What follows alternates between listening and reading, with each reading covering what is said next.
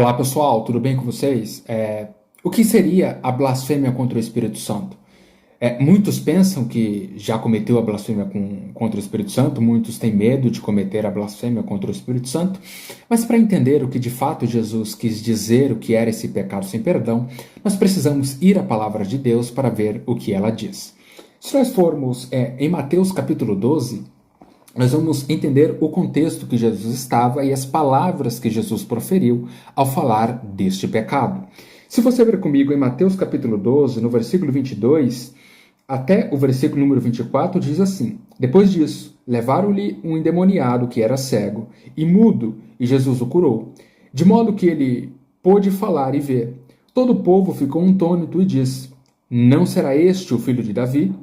No versículo 24 é dito: Mas quando os fariseus ouviram isso, disseram: É somente por Beelzebu, o príncipe dos demônios, que ele expulsa demônios. Então, o primeiro ponto aqui que nós temos é Jesus expulsando o demônio de um endemoniado. E o segundo ponto é os fariseus atribuindo a obra de Jesus a Beelzebu, afirmando de forma categórica que Jesus tinha expulsado o demônio ali pelo poder do diabo.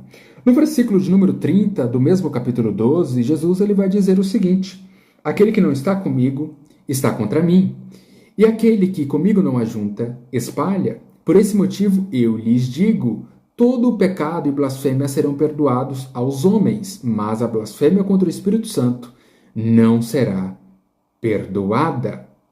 Então, o grande ponto que nós podemos entender com esse texto, pessoal, é: a blasfêmia contra o Espírito Santo é atribuir a obra do Espírito Santo a Satanás.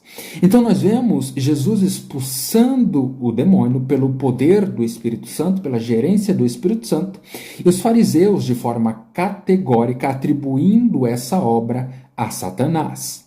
Mas o segundo ponto que eu destaco aqui, ou um desses pontos que eu destaco é: para que a blasfêmia do Espírito Santo, no meu entendimento, ela seja cometida, é necessário que a pessoa ela saiba o que está fazendo. Os fariseus sabiam que Jesus vinha de Deus. Os fariseus sabiam que tudo aquilo que Jesus fazia era pelo poder de Deus, era pelo poder do Espírito Santo. E mesmo assim, movidos de intensa vontade, eles resolveram, por vontade, atribuir a obra de Deus a Satanás.